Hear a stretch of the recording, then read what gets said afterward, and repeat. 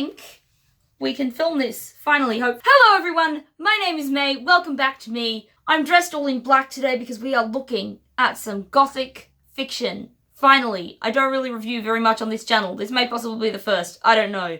I haven't done my research into what I've done on this channel. That is actually kind of awkward, isn't it? As the description of this video implies, yes, today we are talking about Mary Shelley's Frankenstein.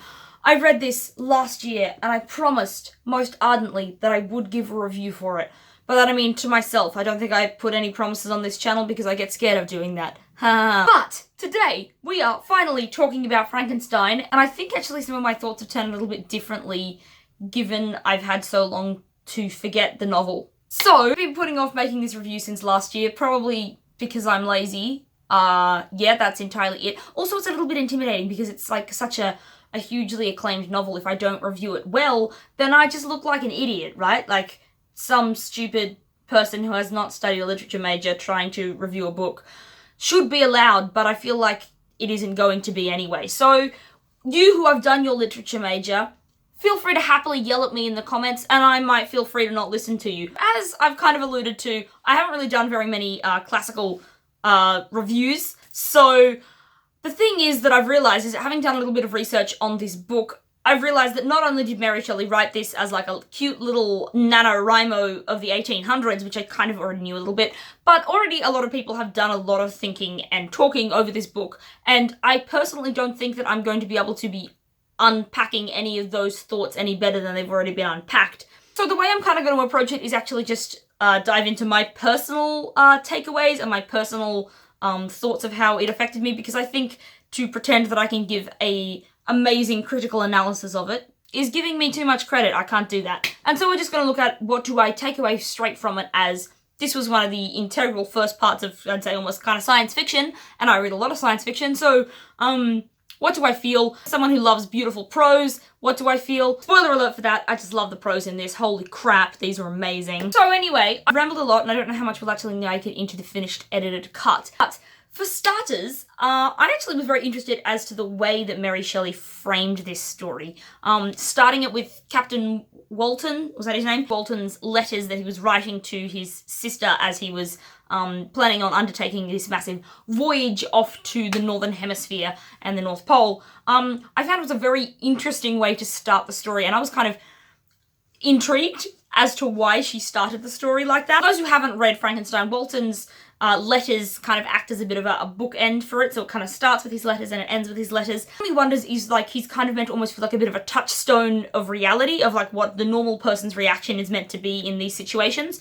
But then at the same time, to say that he's not capable of as much maliciousness that Frankenstein has been capable of, I think would not be true. Though, like, we can see that he's an ambitious character, we can see that he's full of drive, but for the minute he kind of remains a bit of a less blemished surface with which to reflect how we can feel about Frankenstein's story. I think a little bit. In the letters that he writes to his sister, we can see that, you know, he's travelling far, far north, yet he's still writing letters back to his married sister, telling her of things that he's seeing and his hopes and his fears and the things that he's excited about. And all of it's been written in a manner that beseeches to her intelligence in the sympathy of his quest that he's on. So it's not like he's leaving his family and his loved ones out of what he's doing. He's still staying connected to people and to things. Which I kind of think is important diving into looking at what Frankenstein did and how his operations worked in this book. Walton and his crew set off. They're cruising up further north, and then when they're in the really cold areas, they see a giant man and a bunch of sled dogs go past, and then several hours later they pull out a half-frozen, half-dead man from the water, the ice, and this is Dr. Victor Frankenstein. Reviving Dr. Victor Frankenstein back to health, we start to make friends with him, and Walton, who has already told us in a letter to his sister that he's always wanted kind of a bit of a friend and a confidant, starts to befriend Frankenstein even though he's a very ill health. He sees Frankenstein as a beautiful but broken person. Now with Frankenstein on board, we now get into the full force of the story and what the story has to give us.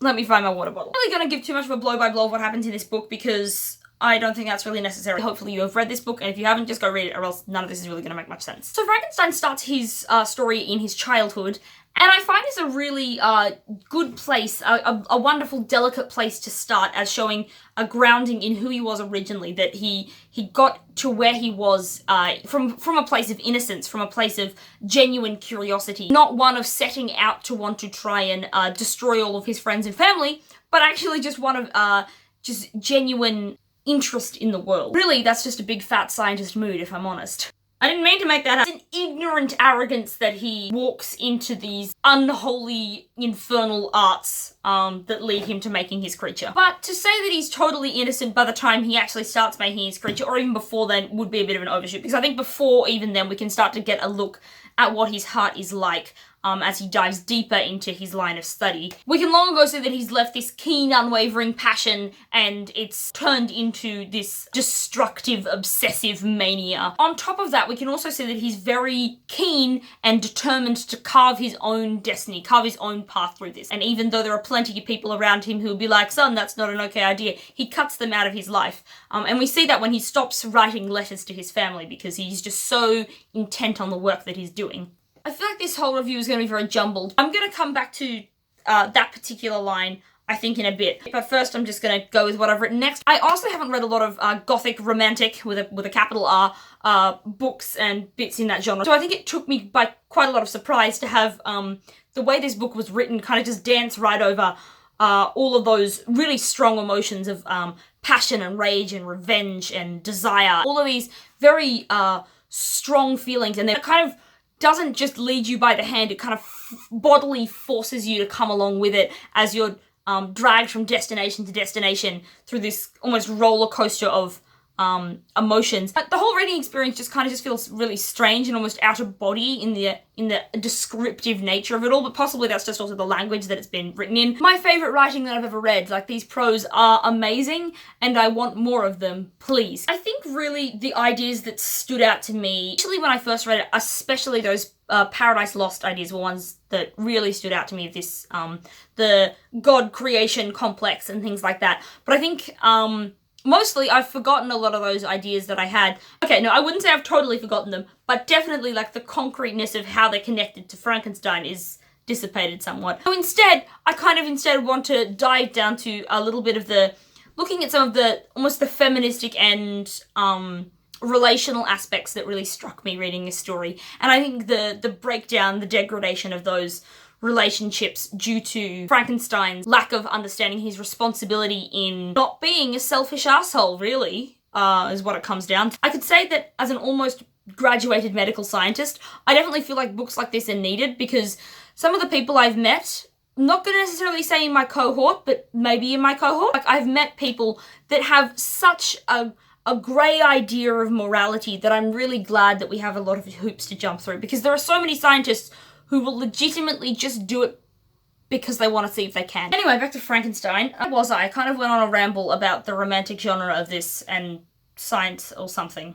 So, Dr. Frankenstein clearly has a very unhealthy way of dealing with the implications of his actions, and he's not very good at knowing how to actually cope with all of the chickens that he's managed to hatch. You kind of see it's actually a bit of a reflection on all of humanity, that your problems don't generally just remain your own. Dr. Frankenstein's problems end up affecting not just him, but also the creature he's made, all of his friends and all of his family, as most of them are all killed systematically. It's an interesting reflection that just because your problems are yours doesn't mean they don't affect everyone else around. I think I agree that there's that little bit of onus on this idea that all of the women in his life especially suffer quite a lot. His mother, and then his, especially because of his actions, his wife cousin is murdered, and that nurse is hung. All of it could have been stopped if Dr. Frankenstein was less of a toxic, single-minded man attitude of I'm just going to do it by myself and I'm just going to do it solo. All of these people get murdered because Dr. Frankenstein won't step outside of his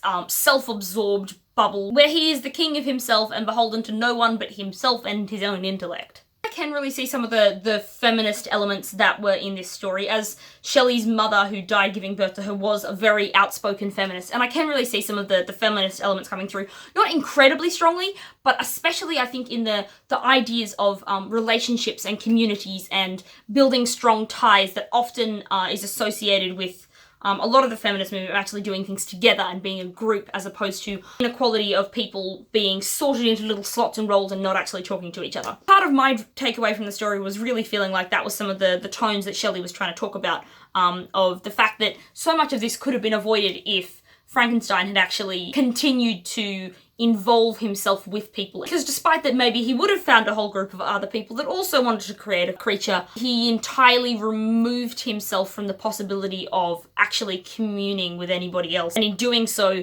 entirely fed into his own fetish desires and obsessions in a way which ended up destroying everyone and everything around him. Of course, the creature has a part to play in this too. They're like a neurotic pair of swans dancing, neither of them able to really come to grips with the card game that they've both decided to play, and neither of them want to give up their tricks. I feel like this idea of community and relationships is something that it continues to build on, because the creature is denied these necessities even though he tried. Not that in any way justifies all the murders that the creature does, because you shouldn't murder people.